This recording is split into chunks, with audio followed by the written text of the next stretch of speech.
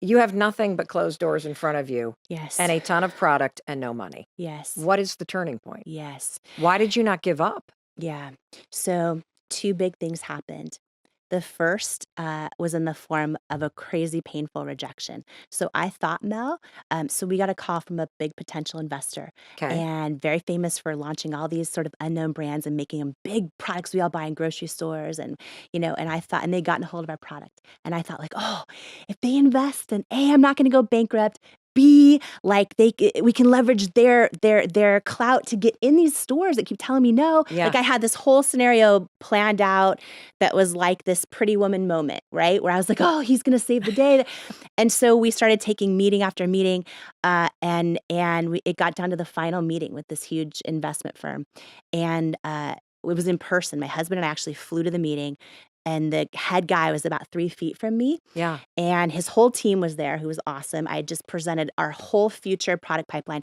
And he says, you should be so proud of this product you've created. It's really, really good, but it's a no. We're going to pass on investing in it cosmetics. And I was like, okay, can you tell me why? Because I'm so used to hearing no. And I was Yeah. like, okay, even though really I was devastated, but Well, yeah, because they just led you on and you just went through it. And this was supposed to be the meeting where they're like, let's do this. and I was so hopeful and I was so desperate. Yeah. And he got very quiet and he says to me, do you want to know, I said, can you tell me why? And he says to me, do you want me to be really honest with you? And I said, yes, please. And he got really quiet and he's like 3 feet from me in person. And he says, I just don't think women will buy makeup from someone who looks like you with your body and your weight. And when he said that to me, and this is why it was such a big moment for me, when he said that to me, first of all, a lifetime of body doubt and self-doubt. Like I remember it flooding my body all at once. And when I looked at him, I actually felt no anger toward him. I felt like I was almost like staring my own fear straight in the eye. But when he said those words to me, Mel, and this is when we talk about purpose and intuition, he said, I just don't think women will buy makeup for someone who looks like you with your body and your weight. The second he said that, I felt this feeling in my gut. Like I can remember it like it was yesterday, this like strong feeling that said, he's wrong. Like I felt it, right? And I didn't know how I was going to prove it, but I felt that feeling. And what I realized later when I look back at that moment, this dude gave me a no, but God gave me a knowing in that moment, And I believe every one of us has had someone tell us we're not the right fit or no, or you don't have what it takes. Sometimes we're the ones telling ourselves that. I don't love you anymore. Yes, right? But if you get still and you learn to hear your knowing, I believe which one you listen to. If you listen to the no, all the no's, all the rejections, all the self-doubt, or you get still and listen to your knowing, whether that's from your own intuition, from your creator, from the universe, whatever speaks to you, but we all have it. And I believe our life and our purpose and our entire destiny comes down to which one we listen to. Do you listen to the no or do you listen to the knowing? Okay, I promised a masterclass. That right there is worth $1 billion. In life, are you going to listen to the no? Or are you going to listen to the knowing inside of you? That's it. Yeah. As somebody who loves you and as your friend, when you shared that story with me and hearing you tell it again right now, I literally go, I'm going to kill that motherfucker. I go, I have that, my knowing goes, oh yeah? Oh yeah? You think, okay. Yeah. Okay. Let me show you. Like it's that, like I get that sort of mojo thing going when somebody says no like that at a moment like that. It's like, I'll show you. Yeah. And I guess I just got in this moment, sort of this wake up call that my knowing often feels like, I'll show you. Yeah. You missed out. You'll be sorry. What does yours sound like? And it's almost always true. That's almost always true, right? What does yours sound like? So is yours Yep. like, Or is it more of like, I mean, in that case, I was devastated and at the same time had this strong, it was just a peace. Honestly, in that moment, it was a peace. He's wrong. And that didn't make sense in my head. Why? Because I had had 3 years of hundreds of rejections. And this is the thing, right? Jay-Z says the genius thing we did was we didn't give up. That's like one of my favorite quotes of his. In that moment, everything told me to give up, Mel. I mean, it was hundreds of rejections. And now what felt like my last hope of desperation told me something totally different. No, because not only do I not believe in anything you're doing necessarily, but I actually just think you're personally not the right fit. Like women just won't buy makeup from me. It was just like, oh my gosh, it was like all of these no's everywhere. And I want to share that because it's easy for someone to go, oh, wow, she built $1 billion company. She must have just got lucky. Or maybe she just had so many connections. Or we always think, but really what it comes down to sometimes, in this case, that big moment for me, do you listen to the no's or you listen to the knowing, right? yeah. And I made that decision that day to trust the knowing, to trust myself. I kept feeling like I was supposed to keep going. I didn't know how, right? And what do you do when you don't even know the next step? So you got this kind of, jerk who's like, yeah, they're not going to buy it because of your body type and this, that, and the other thing. You're like, yeah, you're wrong, motherfucker. Yeah. But what do you do next?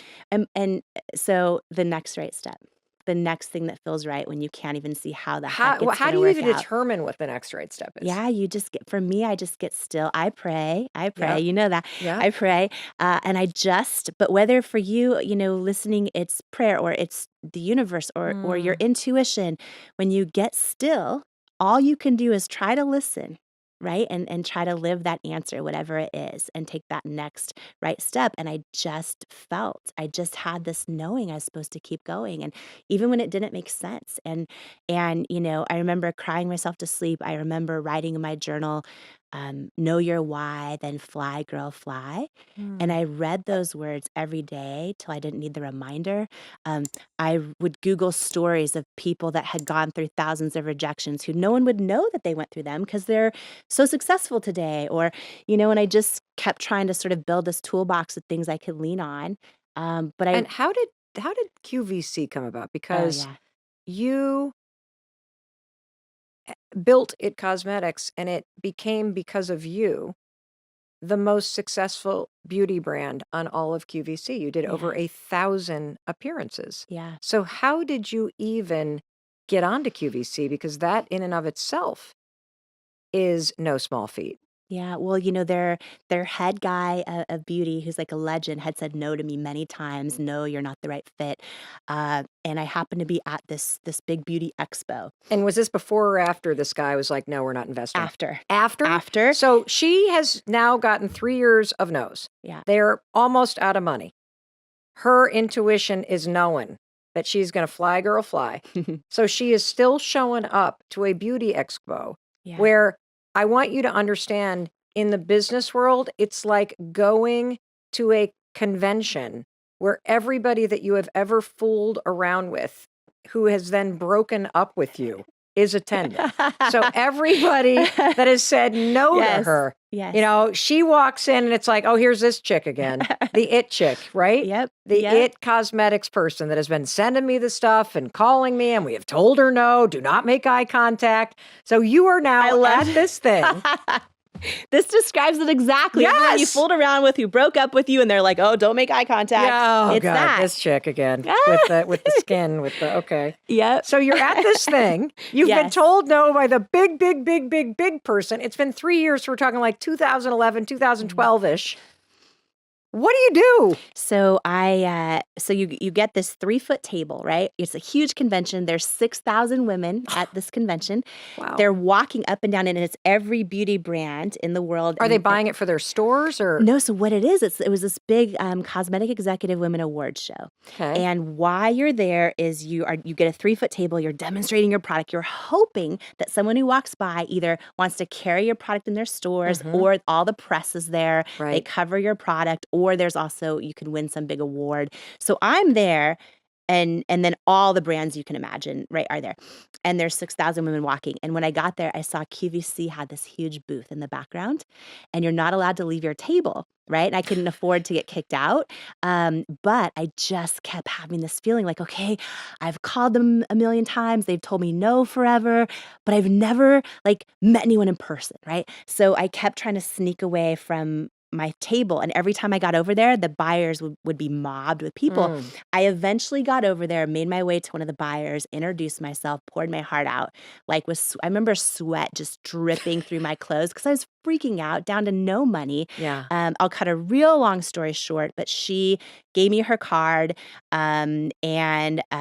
It's like when someone says, "Oh, DM me on Instagram." You don't know if they really mean it. Then you're on your Instagram checking your DMs and you're like, "Oh, they still haven't replied." And I thought, is that what it's going to be like? But she actually meant it. And I flew out, had a meeting with her. We got a yes, my first big yes, for one shot on QVC. And what it meant, Mel, was I was going to get this 10-minute segment live on the air, live in front of 100 million homes. And I either had to sell enough product to hit their sales goal or not come back. We were only doing 1 to 2 orders a day on our website. Okay. And 1 to 2 orders a day, everybody. Yep. After almost 3 years of this. Yeah. This and is barely like, keeping the lights on.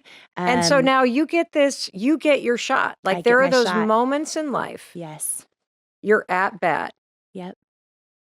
And you got to be ready for those. Yeah. And so put us right there with you. What happened?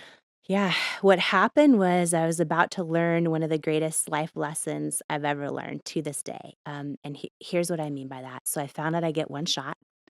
And then I learned it's consignment, which means so first of all, I had to sell over 6,000 units of our concealer in this 10-minute window to hit their sales goal or not come back, which was about like $130,000 or $140,000 of product in a 10-minute window. I also want to point out to everybody, that's 10 years of sales on her website at the current amount. Yeah. So in 10 minutes, everybody, she on live television has to move 10 years worth of volume she was selling on her website at that time. In one shot. One shot. And she'd never done this before. I realize you were a television anchor, but this is a totally different thing. Well, QVC, it's unlike stores where you can walk in and there's thousands of products in one space. Their 1 minute of airtime can get one product. So you're competing with the volume of like Apple iPhone or Dyson vacuum. You have to hit these high sales goals. Yeah.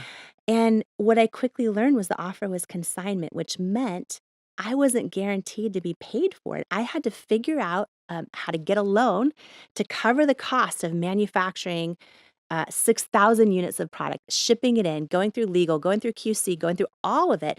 And then I learned if I go on air and it doesn't sell, I have to take it all back. Oh my God. And therefore go out of business, right? So you should never, ever, ever accept a purchase order you can't afford to lose, ever. But at this point, it was like, I don't know what else to do. This is the shot. This is it. And so here's what happened. We went to 22 banks that all said no, and they probably should have. The 23rd bank, which was California Bank and Trust, and gave us a loan that covered our very first purchase order and a little bit more. So I took the little bit more. We hired third-party consultants. I'm like, I'm going all in. I want to do the best 10 minutes I could possibly do. I want to have no regrets. And they all told me the same thing. Which is, if you want a chance at making it, here's what you need to do. You need to use this type of model to demonstrate your product, which is flawless skin, early 20s, all the same skin tone. And I'm like, okay, but that's inauthentic. That's not why I'm building this brand. I'm like, what if I put models in their 70s and someone with hyperpigmentation and someone with acne and what if I take my own makeup off on national TV and I could prove live how the product works? And they were mortified. And here's the thing, Mel, they wanted me to win. Like they were giving me the best advice that they know how. And this had never been done. So is this 2011? This is 2010. Yeah, so 2010, everybody. Mm-hmm. So this was not something people did. Yeah. Like we're talking about the person who changed the industry, right here, and this is the moment you're hearing it. And everybody that were the quote experts were saying no. And this goes back to one of the major takeaways that you were learning from our professor of purpose, Jamie Kern Lima. And that is there's a huge difference between a no and a knowing. Yeah. And if you're the only you that will ever exist, your knowing is the unique difference that you're going to make in this world. Yes. And in this moment, with one shot to go, everything on the line, a loan from 1 out of 23 banks that was willing, she said, no way to the freaking experts. And she listened to her knowing. So when you walked into QVC with normal human beings, no flawless models, no one with perfect skin, all ages, all body types. Yep. Did people say, wait, you can't take them on the air? Or was there any, like, were people like, oh, this is just going to be terrible? Like, what was that like when you walked in? Did they even know you were going to take your makeup off? I let them know I wanted to. And QVC was great. Here's the thing about QVC is like, they want everyone to be their authentic selves. It's just, this has never been done this way before. Okay. And I wish I could say it was easy for me to just go, I'm just going to go with my knowing. But the truth is I flew out there a week early, Mel. I sat in a rental car in the parking lot, cried every day. I actually second guessed myself. I'm like, if I do it, maybe I'll do it their way first. Then I'll make money. Then I'll do it my way. But I know that, authenticity, you can't fake authenticity. And authenticity alone doesn't automatically guarantee success. But what I do know is inauthenticity guarantees failure every time. Okay, everybody stop. The professor classes in session. Did you hear that? That inauthenticity, being fake, trying to do something everybody else's way, because that's just, you're too insecure to do it your way. That never guarantees success. Authenticity, your knowing, your special spin on things. That is the pathway to purpose and success. There is no other way. And so after a week of crying in your rental car in the parking lot at QVC, you were like, I'm going with the knowing. I'm going with the knowing. And so tell us about that first appearance. You're standing there on a television set. There's a bazillion cameras. The lights are bright. You got your models there. You're taking the risk of your lifetime on live television in front of 100 million homes. You are doing something that has never been done on television before. Yeah, I remember literally I wore 2 pairs of Spanx, Mel, not because I cared how I looked, but like I was so freaked out. Like my hands were shaking and I was sweating through my clothes. So I had on double Spanx under my dress. And I remember the moment the camera went live, right? And there's a big countdown clock on the floor that started at 10 minutes. And by the way, a minute or two before I went onto the set, I learned you're not guaranteed your 10 minutes. Why? If you are a minute or two into your cell and you're not hitting numbers, they know by the second. Your clock, you might think you have 8 minutes still to go, and your clock will jump to 1 or jump to 2 minutes left. Because your product's a flop. Yep, exactly. And you're a flop. So you literally are racing against the clock to be successful out of the gate. So what did you do to like hook everybody? Did you take your makeup off right away? Did you what did you do? So I, first of all, I go out of the, I go live. I remember it was like 9:59, 9:58, and I'm like, and I remember I had practiced in my bathroom mirror, right? So many times. If I had known the high five habit then, I would have been way more confident. But I was practicing in the bathroom mirror this demonstration 1,000,000 times on my wrist, how our concealer doesn't crease and the best 2 selling concealers crease. And I'd done this demonstration like this where I show it and they all start to crease.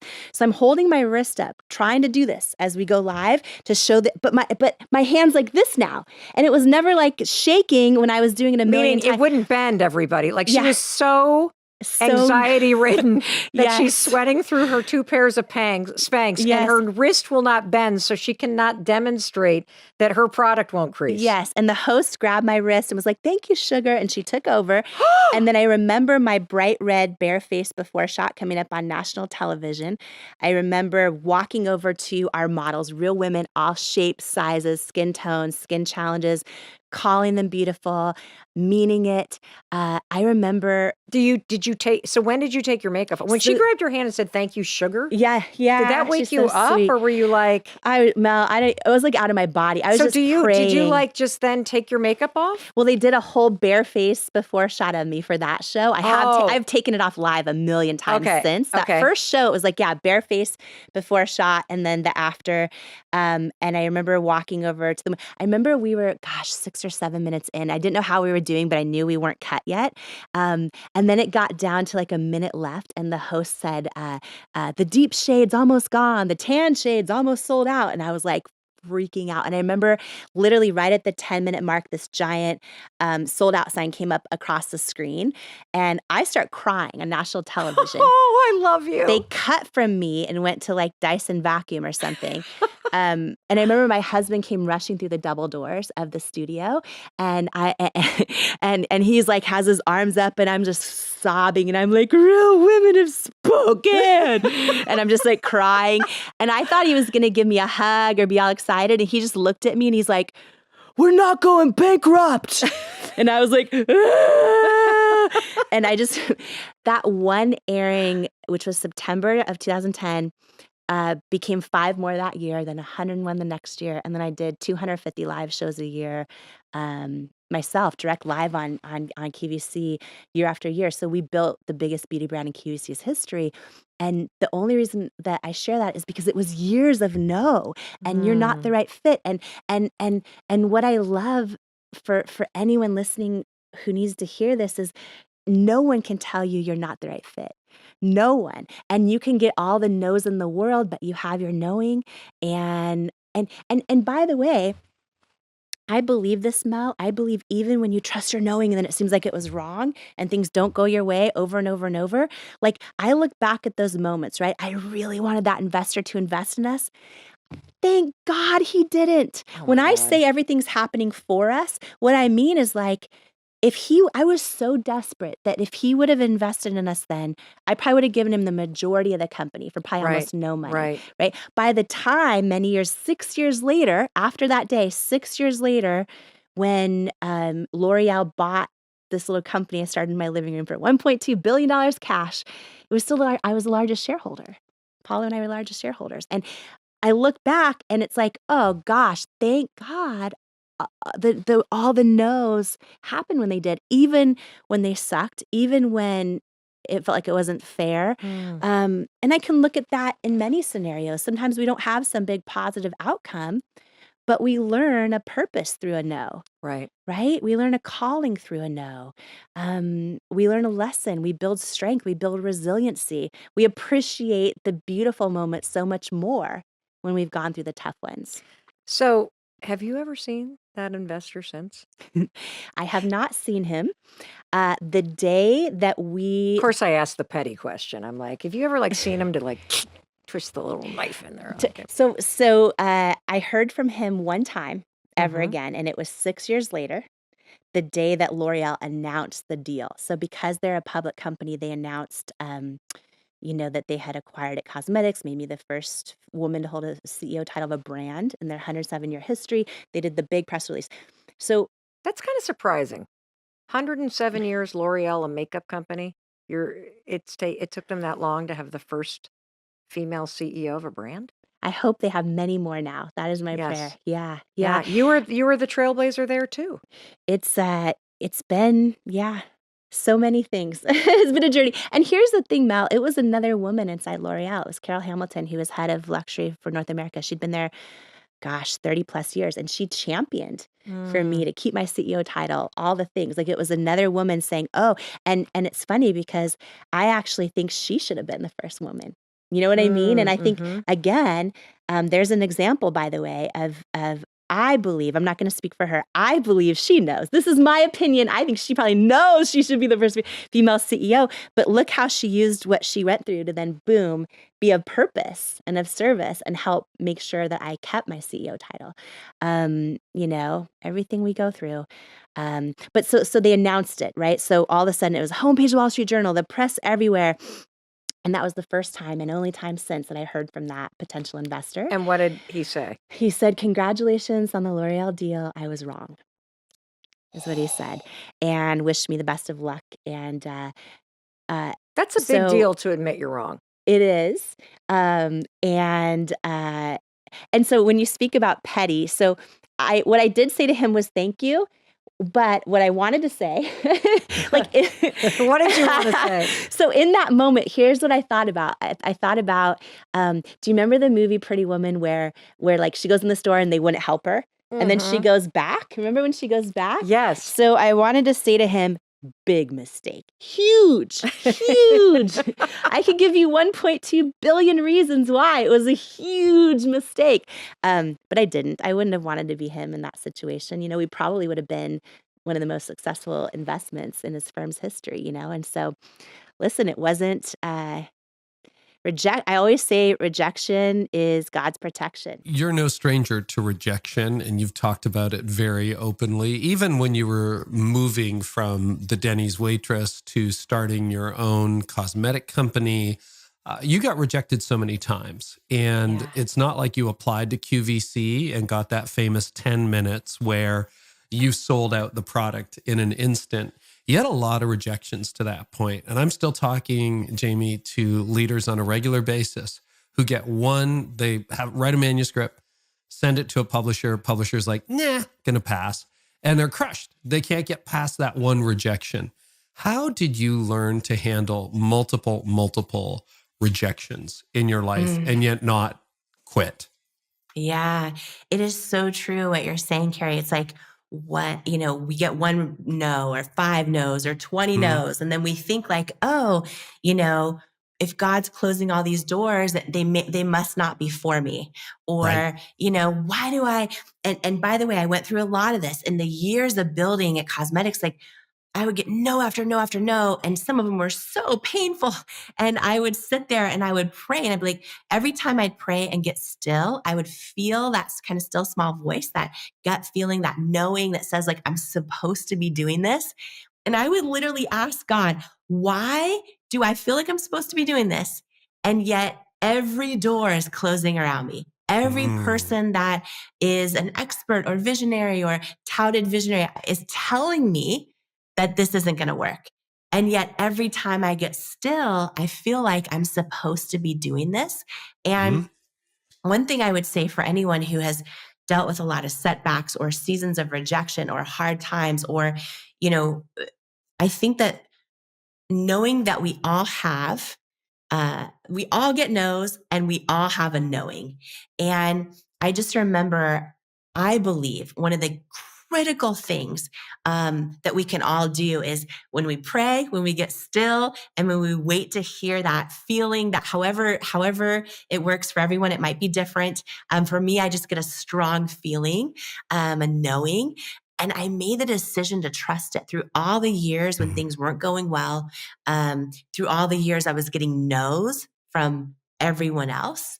And I realized there are these situations where I had to go, okay, I'm getting no's from this potential investor. This retailer store just said no. Another person just said no. I'm starting to tell myself no, but when I pray and get still, I get a knowing. And every one of us has this. And I believe our life, our leadership, all of our decision-making, and how that turns out will come down to which one we listen to. Do we listen to all the no's, even the ones we're telling ourselves? Or do we listen to our knowing? And it is the single greatest, I think, reason why so many of the most important moments in my life, or the most important ways I've contributed to others, or the greatest things I've built have come to fruition.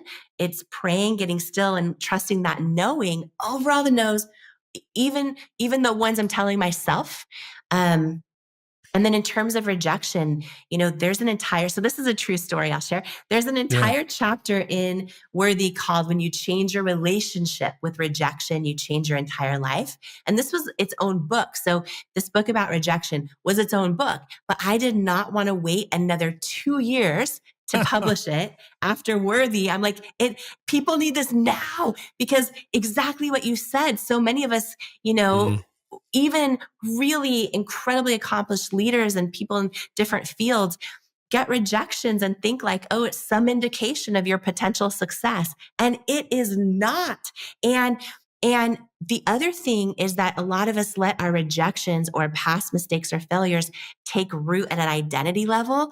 And we start to think we're a reject or we're a failure. And that's when it starts to chip away at your self-worth. And it can impact your decision-making in business. It can impact your leadership. And so there's a whole chapter called When You Change Your Relationship with Rejection, You Change Your Life. And I go into how I have become not only fearless, but I embrace and see rejection as something that's empowering. And there's a 4-part framework in this chapter about how to do this. But really quickly, just to for everyone listening, if you imagine yourself getting rejected or failing at something, right? Just think for a moment, what's the first thought you have, right? Without trying to think of what's the first thought. But when you put yourself in a situation where you're getting rejected or you fail at something or something doesn't go your way, just think for a minute about the first thought you have. For me, most of my life, it's been, yep, there's proof you're not enough. When I've asked this question in rooms of leaders and CEOs, some of the answers that come out that are so honest and vulnerable are things like, why'd I even try? I'm stupid. I'm not smart enough. I don't have what it takes. I'm a loser. I'm not enough. All these different, why'd I even try? Who did I think I was? I mean, these are real. I once had a room of CEOs crying and I was like, whoa, like I think a lot of people, but here's why I'm asking that question for everyone listening to us, whatever your answer was, that right, for me, it was, oh, yep, there's proof I'm not enough. That is your current definition of rejection and failure. And as human beings, we are wired to avoid pain at all costs. And so when we associate, something really painful with fear of rejection or failure, it keeps us stuck. We won't go for the thing. We won't put our idea out there. We won't launch the business plan. We won't send that manuscript to another publisher again, and on and on and on. We won't raise our hand and share the idea because last time it didn't go well, and on and on and on. And so I remember in building at Cosmetics, after literally so many rejections, I remember one night just being like overwhelmed with just starting to feel hopeless. And I started Googling all of the people I admire most in business, in leadership, in who have, shifted culture, who have helped, move humanity forward, and all of the great leaders of faith. And when you Google any one of them, what I realized is, oh my gosh, they have all had so many rejections and failures. They're just the brave ones willing to keep going anyways. And that day I wrote out in my journal, rejection does not mean I'm not enough. Rejection's a victory. It means I'm not sitting my life on the sidelines watching everyone else and then living in regret. I'm one of the brave ones willing to go for it. And so I started assigning new meanings to rejection. And every time I would get another rejection, my default would go back to yep, I'm not enough. And I would catch myself and I would redefine it in my life. And I'd remind myself, no. This rejection means I'm one of the brave ones willing to go for it. And I believe that to be true. And I started building a toolkit of new definitions of rejection that every time I faced one, I would remind myself, this is what it means. And I believed it. So, rejection is God's protection. Rejection means I'm putting in the reps. I'm building the muscle to carry the weight of this, success when it comes. And I would literally start to embrace rejection. So if you can imagine, I'm sitting there with no money and a dream, a God-sized dream, a knowing that says I'm supposed to keep going. And I go through 3 years of hundreds and hundreds and hundreds of rejections. And I started applying this 4-part framework to them that I go deep into in Worthy on how to do this. And the third one, just really fast to share, is because this is one of the most important ones. The third R in the 4-part framework is to revisit past rejections and failures and assign a new meaning to them that you believe. Because a lot of us are letting past mistakes or business failures or leadership failures or social media issue, a lot of us are letting past setbacks stick to us and take root in our identity. And like I shared earlier, instead of thinking, oh, that was a failure, we think I'm a failure. And we don't realize, and some of these things maybe happened when we were growing up, but they stuck to us. And learning how, and I go into Worthy how to do this and revisit past rejections and failures and become aware of the meaning we're assigning them in our lives and then reassigning a new meaning. And one of my favorite, I love doing this because it helps uproot them from taking root in our self-worth and in our identity. I've done this in my life and I still continue to. Like I used to think being adopted for the longest time. The story I told myself about being adopted was like, oh, I was rejected. I was abandoned. I was given away. I was unwanted. And I did this framework in my life over that. And it's changed everything. Because when we believe something about our identity, it impacts our leadership. It impacts our relationships. It impacts, every part of our life. And I reframed all of it to definitions I know and believe to be true, which is like, oh, I wasn't, abandoned and unwanted. I was chosen by God to even come into this world. My birth mom chose to have me. She didn't need to. Her life would have been so much easier if she didn't have me. And then I was chosen by my adoptive parents to raise me. And it's that new belief has fundamentally changed everything. And the last one I'll share, just in case someone needs to hear this today, and you and I have talked about this actually at Global Leadership Summit, but my favorite one of all time, I actually use this almost every day. But for anyone listening to us who has maybe a past mistake or failure, or even a recent one, you're applying for the job you wanted so bad and you don't know why you didn't get it and they didn't see your value, or the friend that betrayed you, or the partner that pulled out the rug from underneath you, or you weren't invited to something and you don't know why, and it's hurt your feelings, or you're trying to make new friends and you put yourself out there with a new potential friend and you're like, why don't they want to be my friend? And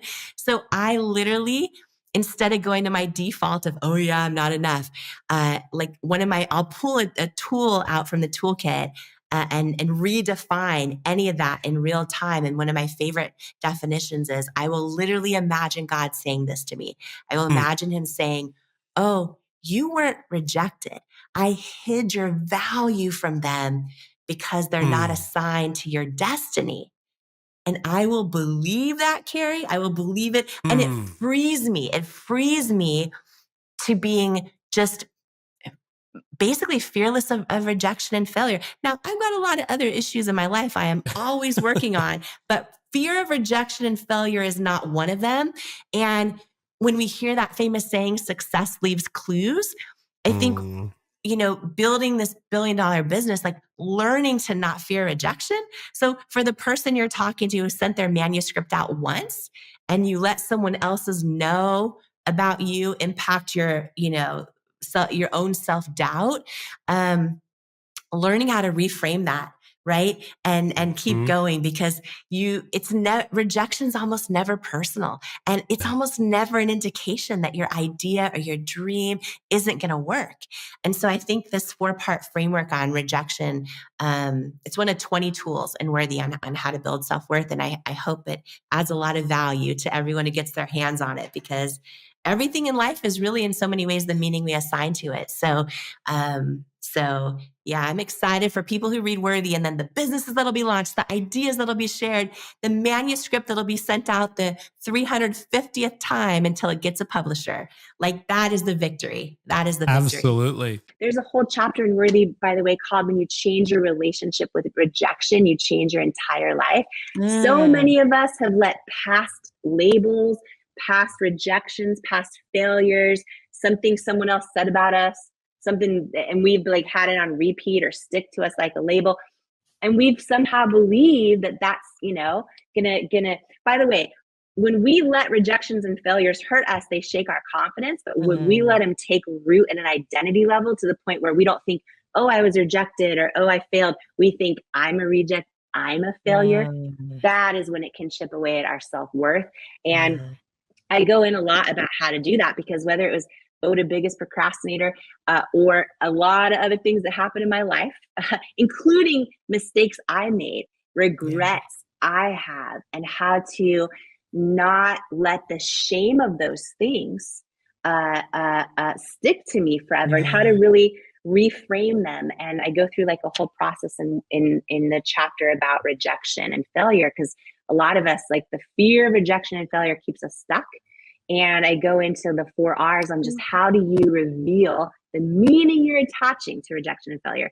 How do you redefine that and assign a new meaning to it, and literally change your relationship with rejection and failure? Because I had to do that in that process of building at Cosmetics. I had to learn, okay, I've gotten hundreds of rejections. How do I make sure I don't think I am a reject and a failure? And also, how do I embrace it and assign a meaning to it that's not disempowering? And then I also, I don't know why this is on my heart right now. I hope it's okay to share it. But in that chapter, there's the 4 R's that you go through. And the third, which is like revealing your current definition of rejection. It's a long framework that's actually really awesome if you apply it to your life, but then also redefining rejections so that you're able to like become fearless about it. But my favorite one, just to share quickly, is I talk about how to revisit past rejections and failures and reveal what meaning you're attaching to them. Because a lot of us have had, our business not work out, or a relationship not work out, or we applied for the job, we wanted it so bad and the person didn't see our value. Or we've had simple things that feel like rejection, like friends didn't invite us to the coffee. We're like, why wasn't I invited? Like these things happen to us all the time. And I talk about how to revisit past rejections, and also when they happen, how to reveal the meaning we're attaching to them and then redefine that meaning. And I talk about like how to build this toolbox of definitions, not just that sound good, but that you believe to be true in your soul about them. And part of how I built $1 billion business, or got through so many rejections, is the same tools I apply right now to this day. Where I had this toolbox where instead of like getting rejected, and my old default was like, oh, yep, there's proof again, I'm not enough. Like I started building a toolbox of new definitions, like, oh, rejection's God's protection. Or, rejection means I'm putting in the reps, I'm one step closer. Or rejection means I'm one of the brave ones willing to go for it. I'm not sitting on the sidelines. Like, this rejection is a victory. It's a reminder I'm one of the brave ones willing to go for it. But really quick, when I look at past rejections and failures, for anyone maybe tonight who's letting one of those take root in their spirit, or just like attached to them, like lead balloons on their wings when they're trying to fly in life, or like a stuck label they think is permanent, I love to revisit past rejections that sometimes we don't realize we're hanging on to them, or past failures, and just acknowledge, like, what meaning am I assigning to that past rejection and failure? And really think about the meaning we're giving to it, and then redefine the meaning we're attaching to it with a new empowering meaning. And 2 quick examples. Do we have time for me to share this really fast? I want to make sure. You sure? Okay. Yeah. Just for someone who needs to hear it tonight, 2 quick examples. Like, I was adopted, and most of my life I felt like my parents worked a lot, so I was home alone watching Oprah. But most of my life I felt, kind of abandoned, and I told myself stories. I didn't find out I was adopted until my late 20s, which was a big surprise. But I'd always told myself I was unwanted or abandoned, and it showed up in a lot of ways. It showed up in me staying in unhealthy, toxic relationships with people that hurt me for far too long. I would not leave because I didn't want to be abandoned. Later, as a boss in Cosmetics, over 1,000 employees, one of my weaknesses, even though I think I did a lot right, I did some things wrong. And one of my weaknesses was I wouldn't fire people soon enough if they really deserved it, because I didn't want to abandon them. And when I did this process that I talk about in the book, and redefined it for me in a way I believed it, like I was like, oh, wait, God chose me to be, like, my birth parents were together one time ever, then never again. Like, I was chosen to be conceived. And then my birth mom, her life would have been way easier if she did not have me. But she chose to bring me. And then my adopted parents chose to raise me. I'm like, I am not rejected. I am chosen. Yes. And I believe that to my core, and it has shifted how I show up in relationships, etc. But the one I want to share, just for anyone who needs to hear this tonight, who has had someone not see their value, and you've let it somehow translate into you think you're not valuable, or you've had somebody who just pulled the rug out from underneath you or crushed your heart, or a friend who betrayed your trust, like any of these rejections that so many of us face, I love to just revisit them, reveal what meaning am I attaching, and then reassign a new definition that I believe to be true. So my favorite one that I use almost daily, Tiffany, in my life, like almost daily, this is a habit for me now. I will literally, when I get rejected, when I don't get invited, my feelings are hurt, whatever it is, the person I want to be friends with is not into me, whatever it is, I will literally imagine God saying to me, oh, you weren't rejected. I hid your value from them because they're not assigned to your destiny.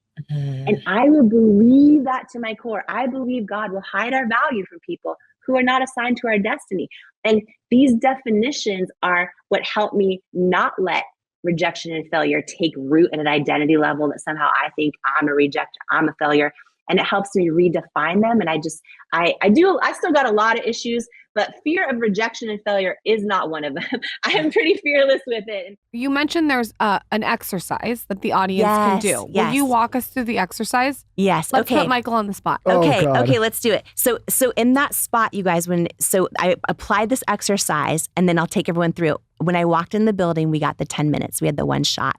And I applied this exercise about instead of attaching a certain meaning to all past rejections, I reframed them, believed in empowering meaning around them, and was able to walk in the QVC building in this one shot, which I learned, by the way, walking in, you're not guaranteed the 10 minutes. If you go live and you have to hit the sales numbers, by the second, if you're not hitting them, you might think you have 8 minutes left in your 10-minute thing, but they cut your time live. So I remember walking in the building, I remember the 10-minute clock, and it started like 9:59, 9:58. And I just remember like, okay, I can trust what other people are telling me to do, or I can go with my knowing and take my makeup off and try to connect with real women over what I know I'm supposed to do with this brand, over who I am authentically. And everything was on the line, because if it didn't work, we would have gotten bankrupt. And I remember like I had on double Spanx, not because they cared how I looked, but I was like sweating so much because I was scared shitless. Like I was like, it was one of the most defining moments in my life of trusting my knowing over all the no's happening around me. And in that moment when the lights went on and the countdown clock started, I remember the moment when my bare-faced bright red before shot came up on national TV. I remember walking over to the models, like every age and shape and size and skin challenge that they were dealing with and skin tone, and calling them beautiful and meaning it. And I remember we got down to like the 1 minute mark, and I didn't know how we were doing, but we weren't cut yet. And then the host says, the deep shade's almost gone. The tan shade's almost sold out.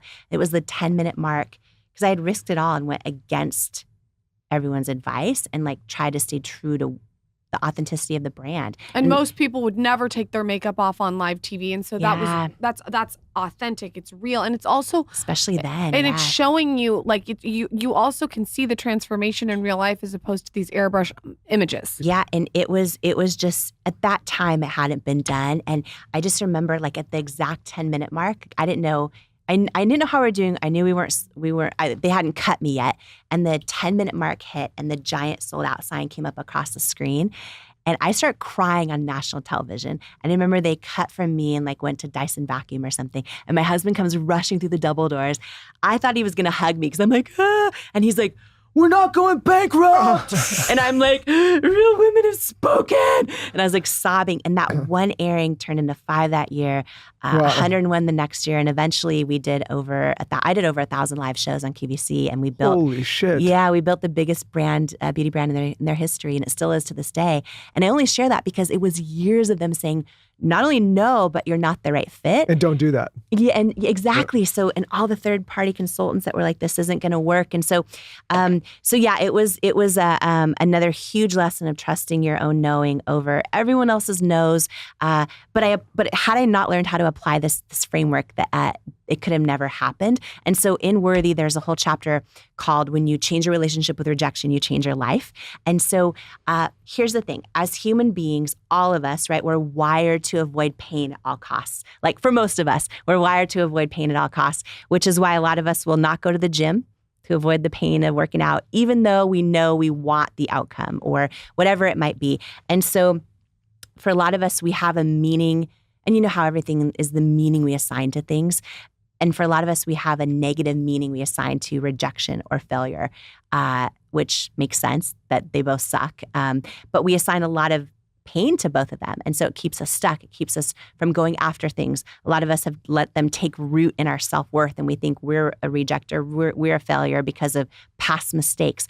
And so there's a 4-part framework. So that totally flips this on its head. And it's how I was able to endure hundreds of rejections and still keep going and not think, oh, I'm a failure or a rejecter. I need to stop, or my intuition's wrong. And this is big. So the first R is it's called reveal. And this is a question for everyone listening, and for the two of you and me, and everyone listening. Like, answer this really honestly with yourself. So when you imagine yourself getting rejected or failing at something, what's the very first thought that goes through your head? Like, without even thinking about it. Like, what's the first thing you think when you get rejected or you fail at something? On to the next. Literally, that's so weird that you just said that. I was going to say, what's next? But I would say... But hold on. I've had hundreds of rejections too, so that's a muscle that I've built. Yeah, If you would have asked me 15 years ago, I don't think I would have said that. You're talking to two people that have had a lot of rejection. But that's also 6 million hours of therapy on the podcast with people like you. So I don't think I'm the fair person to ask. We used to get, I remember early days starting we see it like personally offended. Like, oh my God, I can't believe somebody doesn't get it. I can't believe someone doesn't see the vision. And you realize like they just at the time either believe it's not the right fit, or they're not going to make money, or whatever it may. It really is nothing to. It may have nothing to do with you personally. Just like they don't believe. I've learned through meditation not to let history define my future. Yes. But if you asked me 10 years ago, the answer would not be what's next. No, for sure. No, but here's what I love. Okay, I want everyone listening to hear what's next, right? So that's big, because success leaves clues, right? That famous saying. And when people see where the two of you are right now, and then they wonder, okay, what are the tools to get there?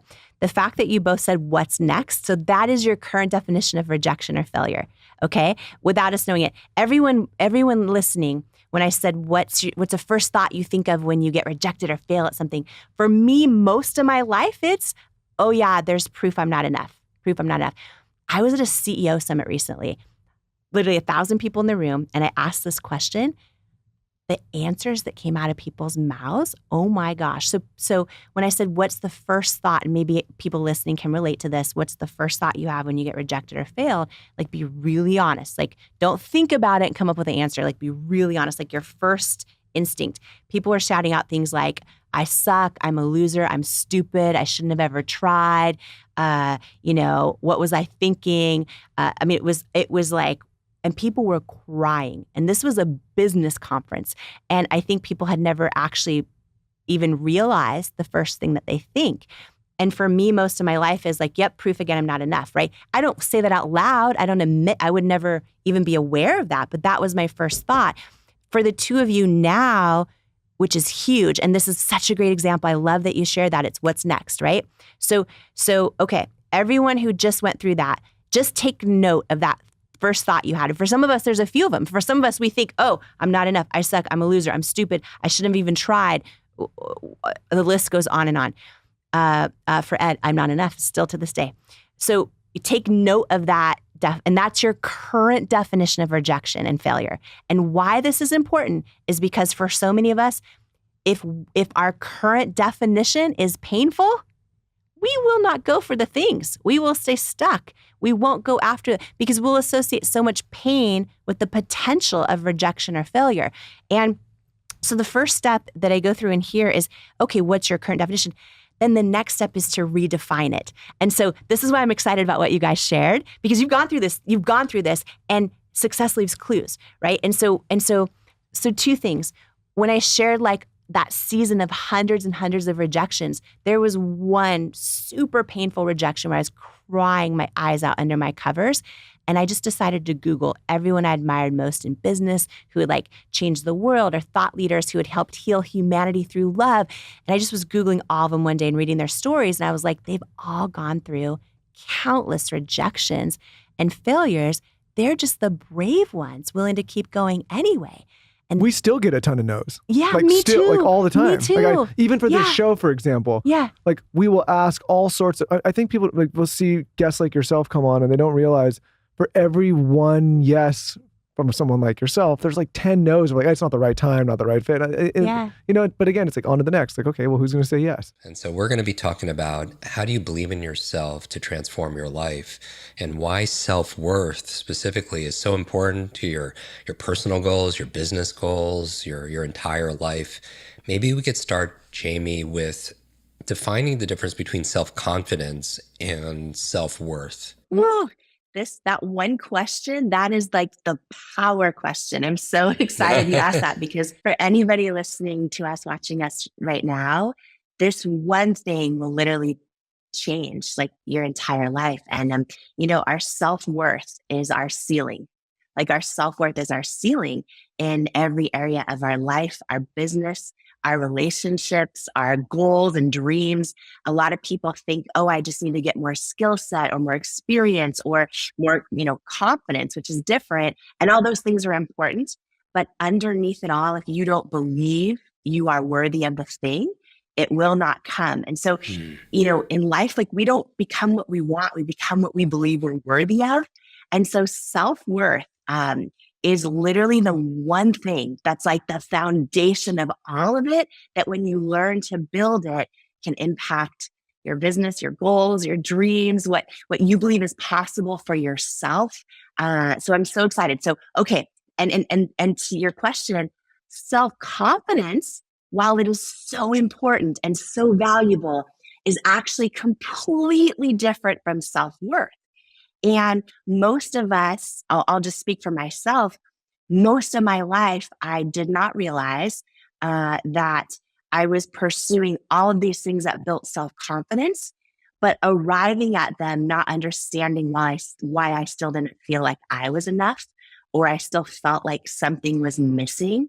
And I thought the solution was to work harder and achieve more and level up to the next level. And all of that is an important part of growth and building confidence, but none of it builds self-worth, which is so important because our self-worth is our ceiling. Okay, so let me break it down. I'm really excited about this. So self-confidence, because this is something right now that every single person, every student, every, business leader crushing it, does not matter where you're at in your life. When you understand this one thing, it can completely transform your life, right now.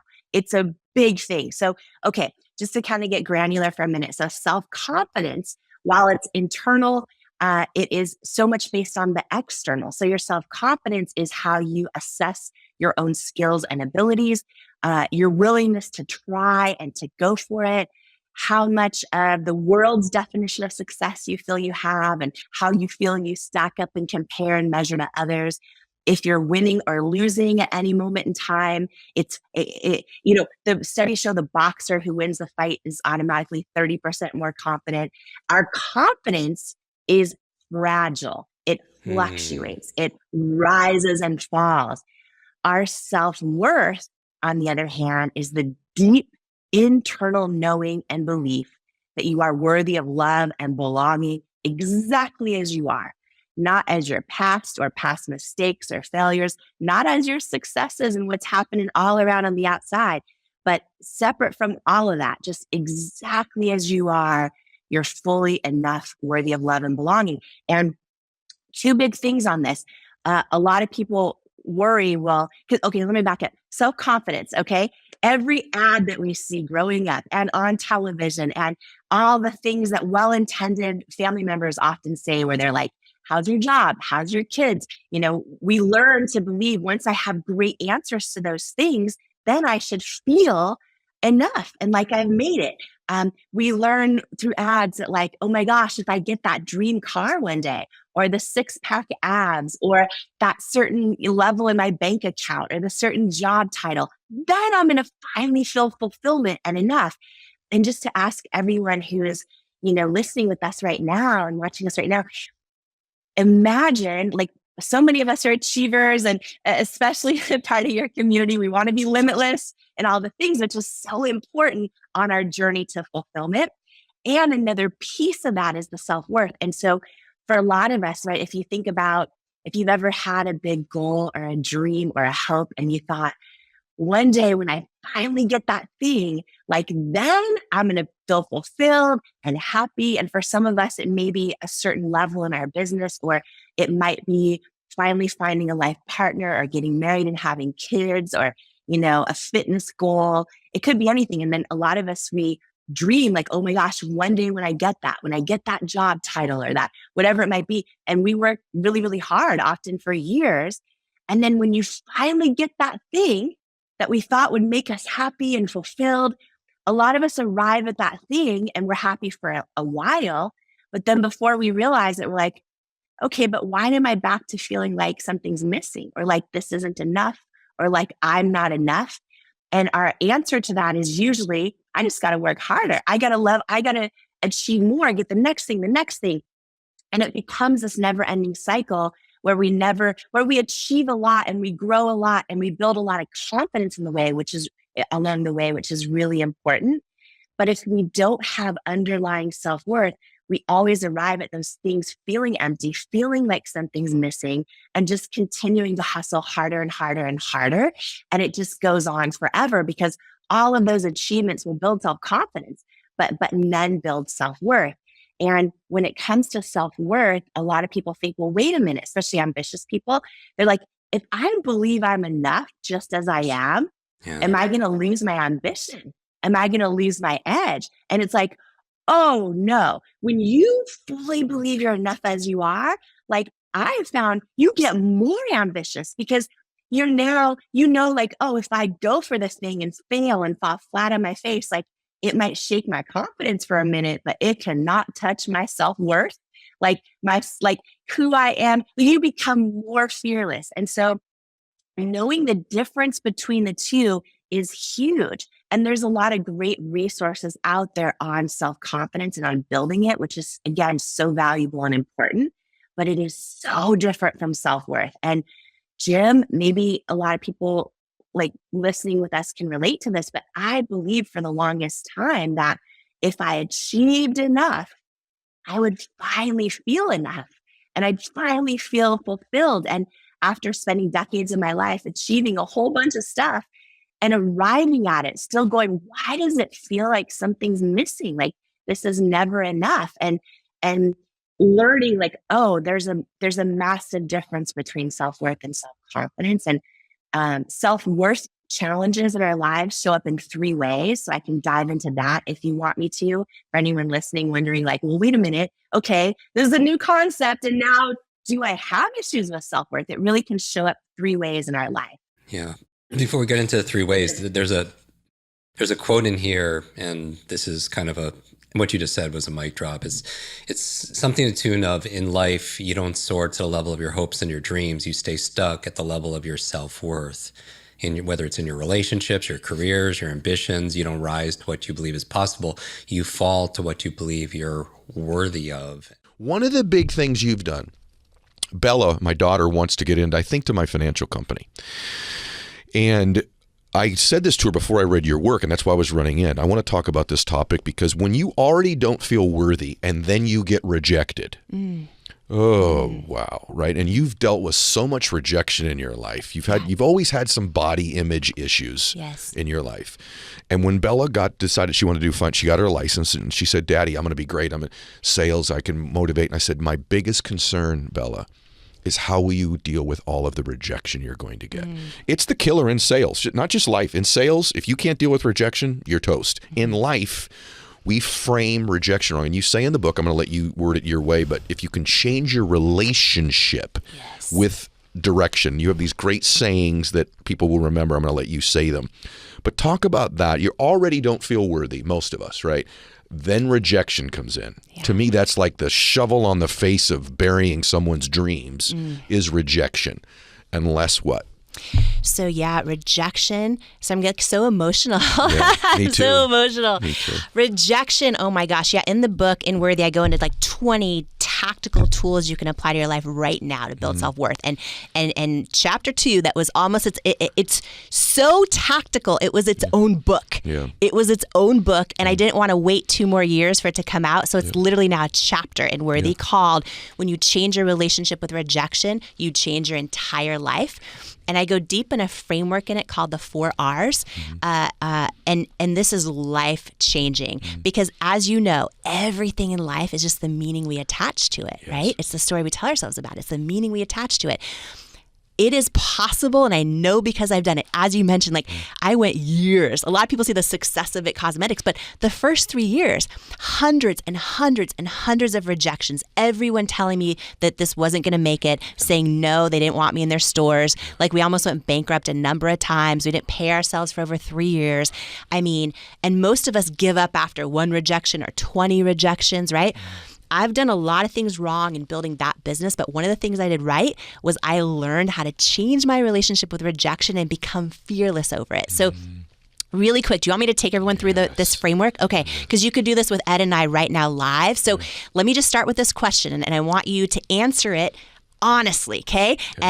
Honestly, when I say imagine yourself getting rejected or you failing at something, what is the first thought you have when you get rejected or you fail at something? And be really honest. Sometimes we think it, we don't even realize we're thinking it.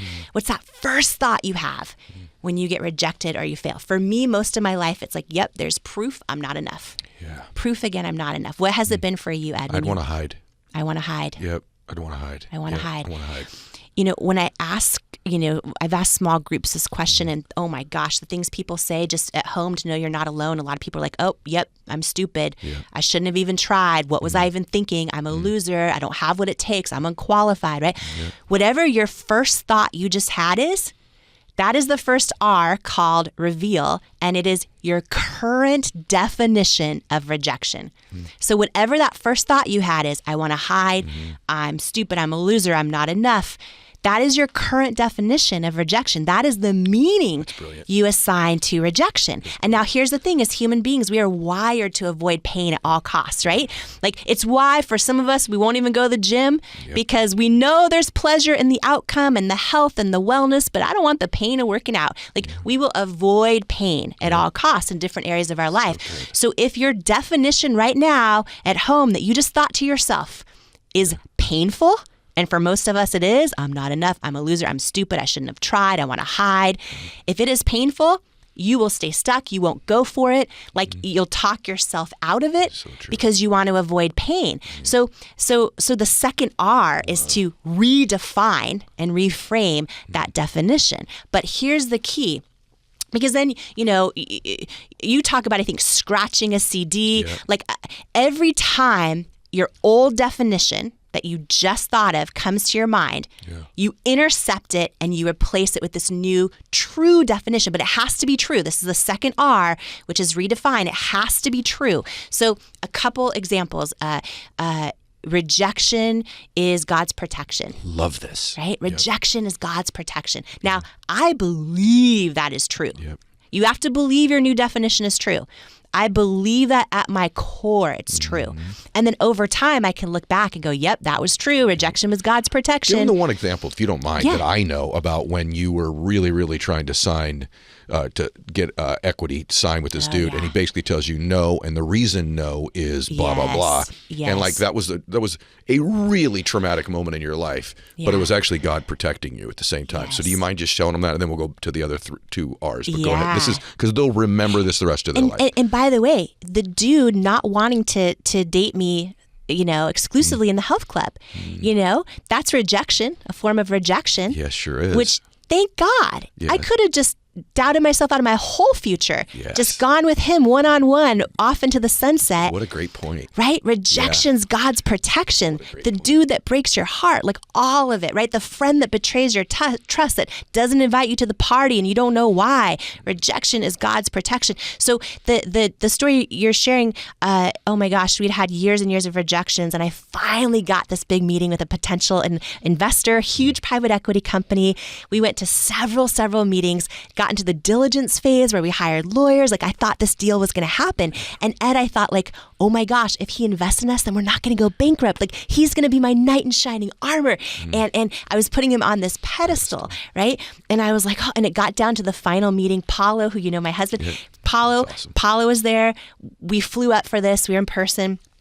I just thought it was going to change my life, and it did, just in a different way. But it came down to the end of the meeting, and this head investor was there, a very famous private equity company. His whole team was there. They were awesome. And at the end, he says to me, you should be so proud. Like, this is a great product. Congratulations. But it's a no. We're going to pass on investing in IT Cosmetics. And I was just like, okay, can you tell me why? Because feedback is usually a gift. And he got really quiet. And he says to me, do you want me to be really honest with you? And I was like, yes, please. And I remember like my heart beating in my ears because I was like, why is he not sharing this with me? And I remember the moment his mouth started moving and he says, I just don't think women will buy makeup from someone who looks like you with your body and your weight.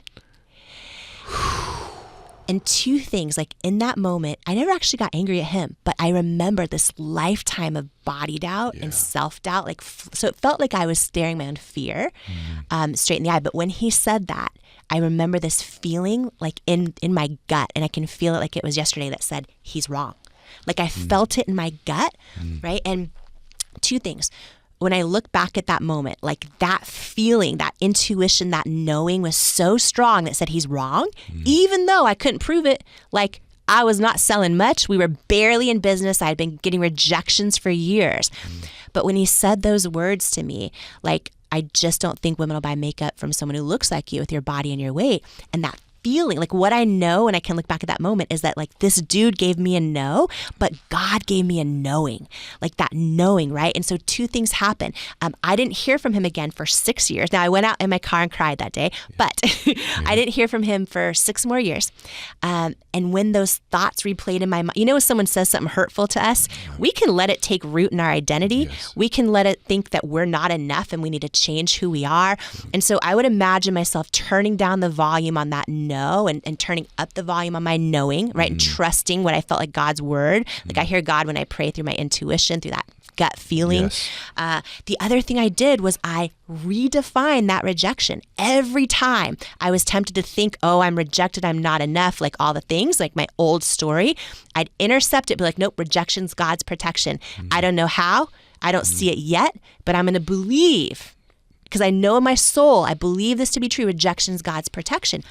6 years later, This is so good. the day we sold to L'Oreal for $1.2 billion cash, they're a public company, and I didn't know till the night before they were going to announce it publicly, the purchase price, everything. And it was on the homepage of the Wall Street Journal. It was everywhere. And that was the first time I heard from him in 6 years. And he said, congratulations on the L'Oreal deal. I was wrong. And yeah, you were wrong. do you remember, Ed, that moment in the movie Pretty Woman where like she goes in the store and they won't help her? And then she goes back the day later, a couple days later.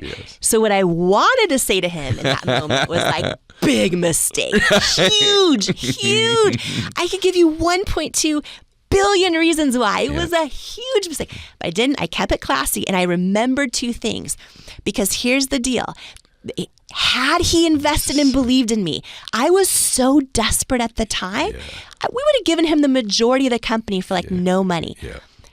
Because he didn't believe in me, like the day we sold the business, we were the largest shareholders. So it's like rejection is God's protection. And there's so many other beautiful definitions. Like one day I was getting, oh my gosh, it was like in the middle of this massive season of rejections. And I started Googling everyone I admire in business and in thought leadership and in who's changed the world as a force for good. And I realized they've all gone through rejections.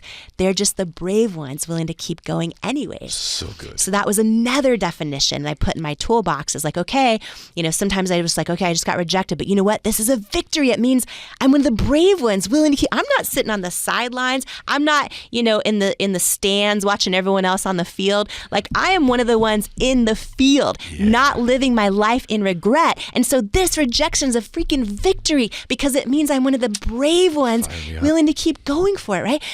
Another great definition could be I'm putting in the reps. I'm putting in the reps. I'm getting strong enough to carry the weight of my yes or my success when it happens, right? We start stacking these new definitions. So that's the second R. The third R is my favorite, which I think it's the most powerful, and it's called revisit. Okay. It's where we actually revisit old and past rejections and failures in our lives. Pay attention to what definition have I given those, and let me redefine those. Very good. And one you and I have talked about a couple times together that I think is just so powerful, and for anyone listening who has had someone betray their trust, had the rug pulled out from under them, has someone who does not see their value or love them like they need to be loved. When I revisit rejections often, I will literally, here's how I define them my favorite way to define them. I will literally imagine God saying to me, like, oh no, you weren't rejected. Like, I hid your value from them because they're not assigned to your destiny. And I believe it. And to this day, Ed, even like, you know, I always share everything with you, but like, even if there's a friend that just doesn't, you know, show up for me, even though I always show up for them, or whatever it is, like, instead of me feeling like, oh, something's wrong with me, which would be my old default definition, I'm like, okay, God's hiding my value from them because they're not assigned to my destiny. And I lean on that. And then it doesn't take root in my spirit. It doesn't, you know, take root in my self-worth. I become more fearless in going after things and putting myself out there. And unlearning, this is all about the lies that lead to self-doubt, and then the truths that wake up worthiness. This is a whole section about the lies, y'all. How many... Share with me in the comments and wherever you're posting from, if you have believed some of the lies that cause self-doubt. Who in this room has believed some of the lies? Me. Too long. We have believed the lies for too long that lead to self-doubt, and it's so important to embrace the truths and learn the truths that wake up worthiness. So, section 2, unlearning. Unlearning the lies that lead to self-doubt, waking up the truths, the truths that wake up worthiness. Okay, so chapter 5, here's what it's called, y'all. You ready? Don't wait on your weight. Don't wait on your weight. The lie, my weight impacts my worth. Let me just be really clear, okay? This chapter has nothing to do with weight. It's not about what your weight is whatsoever, whatever it might be. This chapter is about waiting on your weight to live your life. I have missed out on so many moments in my life because I let my weight determine my worth. I've skipped parties and events. I've missed out on dates. Some were hot. I've missed out on coffees, on wearing a swimsuit and splashing in the sun. And what's wild is when you look at research, studies show 89% of girls and women will opt out of meaningful interactions when they don't like how they look. Y'all, the time for change has come. Don't wait on your weight to live your best life, to launch the business, to write the book, to speak on stage, to tell the person you want to be more than friends. And don't wait on your weight to know that you are worthy. All right, that's chapter 5. That is chapter 5. Chapter 6, the lie. I should only be seen when I'm happy. I should only be seen when I'm happy. So many of us put pressure on ourselves to show up with a giant smile and a shirt that says good vibes only, but then we hide how we're really feeling, and we think that we're unworthy of sharing our true feelings with others. Every time that we do this, we are telling ourselves we're unworthy of being who we truly are. So this is a chapter about I heard a lot of in the this is a chapter about unlearning that lie and embracing the power of true, authentic connection. All right, chapter 7, the lie, I don't deserve better. If you've ever stayed in an unhealthy relationship or a friendship with a friend that doesn't truly value you like you deserve or like you value them, or you keep not setting that boundary with that family member, or maybe you've let people mistreat you because you fear being alone. This is a chapter about overcoming the lie that you don't deserve better. Chapter 8. So, the lie, I don't have anything special to offer. If you have ever dealt with imposter syndrome, or like your ideas and gifts and talents have already been done better by other people, you're going to love chapter 8. Chapter 9 is all about the lie that I need to please them to love me. If you are a people pleaser, this chapter is for you. It's all about how people pleasing impacts your self-worth, right? So when you believe the lie that you need to please others in order to be loved, you're going to love this chapter because it teaches you how to unlearn that lie. And so often when we're people pleasing for others, we're betraying ourselves. So this is a really powerful one. Chapter 10. Okay. The lie, if I stand out, I'll get kicked out. Have you ever felt that way? Have you ever felt like if I stand out, I'll be kicked out? And when at our core, we all crave love and belonging, this could be a real fear and a real lie that we believe. So if you're somebody who dims your light, this chapter is for you. Chapter 11. Chapter 11, the lie, I'm an imposter and not enough on my own. If you feel like you need someone else to rescue you or complete you, whether it's a romantic partner or even a mentor, this is a chapter that dives deep into the lie that you are not whole on your own and as you are. Okay, chapter 12, the lie. If I'm me, I won't be loved. This chapter dives into the power of embracing and loving who you authentically are and how, here's the thing, y'all, okay? Take note of this, okay? You can only ever achieve the depth of love and intimacy with others as the depth of love you have for yourself. So many of us are like, what's missing in my friendships? They don't feel fulfilling, or what's missing with my partnership? And yes, of course, we all have lots of other issues. Well, I'll speak for myself. A lot of us have lots of other issues. But this is so big, y'all, because so many people go their entire lives and never realize this, that the depth of love and connection you can have with another person can only ever be as deep as the depth of love and connection you have with yourself. And that's what this chapter is all about. Chapter 13. Chapter 13, the lie, labels are permanent. If you have let something that someone else said about you stick like a label, and maybe it's something that you believed about yourself, you could do it on your own too. We all give ourselves labels that's somehow become this like heavy label, right? Maybe it's a label that says hurtful words like failure or unattractive or unqualified or uncool or bad mom, right? And you've been carrying around that label like a lead weight, thinking it's permanent. Maybe you're carrying around I carried around a lot of labels most of my life that weighed me down, right? This chapter is going to be so transformative and impactful for you because labels are not permanent.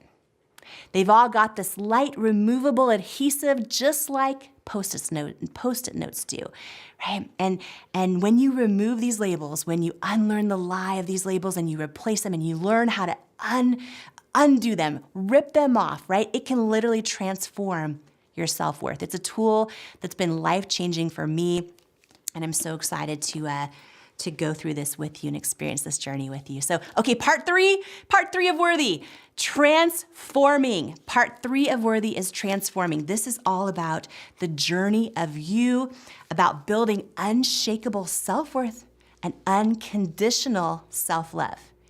And just think about that for a moment, unconditional self-love. Y'all, almost all of us love ourselves conditionally. If I do this right, then I'll love myself. If I achieve this much, then all the things. We say we love unconditionally other people, but do we actually love ourselves unconditionally? For most of us, the answer is no. This is about unconditional self-love. It's transformative. So chapter 14, self-worth is the multiplier. Okay, just gonna give you a little warning. We didn't come here to waste some time. Worthy is not here to play small. In chapter 14, self-worth is the multiplier, okay? It's packed with tactical tools. There's equations and charts. I don't want you to freak out, but there are some. But I promise you, like, even if you're not a math person, even if you're not an equation and chart person, like, I didn't build this or write this book, you know, to play small. Like, this is my life's greatest work. It's been the most impactful thing in my entire life. And so I'm giving you everything I got, including some equations and charts, because this chapter is all about cracking the code of fulfillment in your life. Okay, chapter 15. Do you see you? Let me ask you this question. When is the last time you truly saw yourself and truly connected with yourself? Your depth of connection with others, right? We shared a little bit earlier, can only ever be as deep as your depth of connection with yourself. This chapter is about the science and the art of how to do that.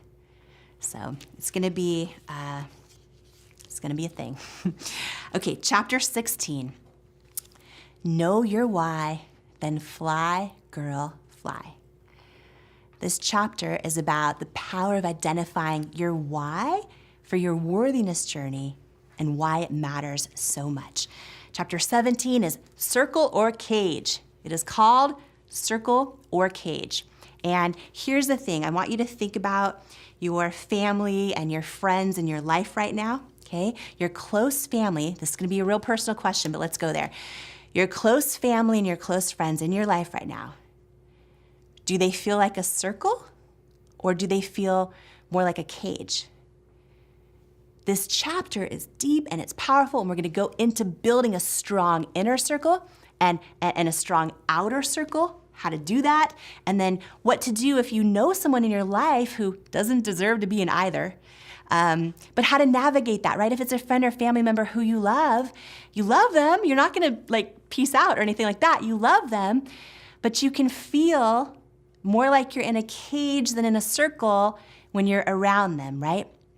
So this is gonna dive deep into circles and cages and how to build your inner circle, your outer circle, how to handle it when someone shouldn't be in either, but you still wanna love them. And here's the thing, your circle might be 2 people. It might be, 5 people. Just make sure they're the right people. And this chapter is about how to do that. Chapter 18, overexposed, underdeveloped.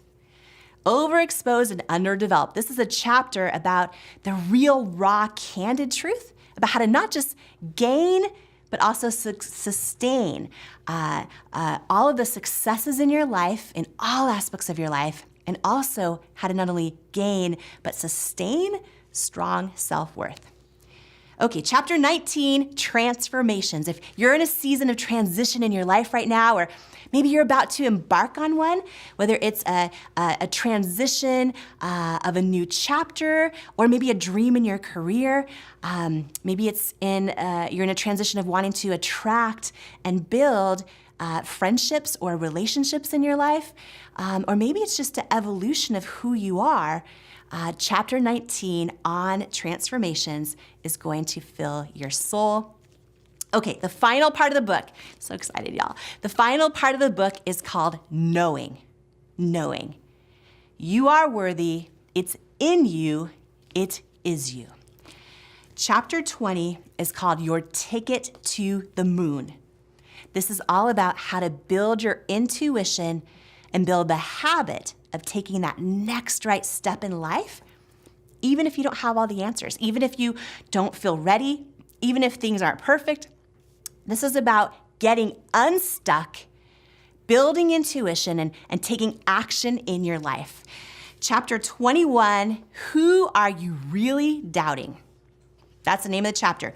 Who are you really doubting? And this is a chapter all about how your faith, no matter what you believe in, how your faith can impact your worthiness, and how if you believe what you say you believe, it can act as one of the most powerful tools in building self-worth. Okay, chapter 22 is called Solos. Chapter 22 is called Solos. And in this chapter, it opens with the quote, "There are no mistakes in dance class, only solos." So often in life, we're trying to stay in line to make sure that we're doing the right move and do it all perfectly. And we think a misstep is bad or wrong. But there are no mistakes in dance class. And there are no mistakes in life, only solos. Solos are where ideas are birthed. Solos is where your authenticity shines. Solos taste like truth and they feel like freedom. It's in the solos that your true beauty shines. And even if you feel like you've made, so many mistakes, or you've had so many setbacks, or you're going on a different path in life than you had planned or than others expected of you, there are no mistakes in dance class, only solos. You're not a bad dancer. When it comes to life, that's actually impossible.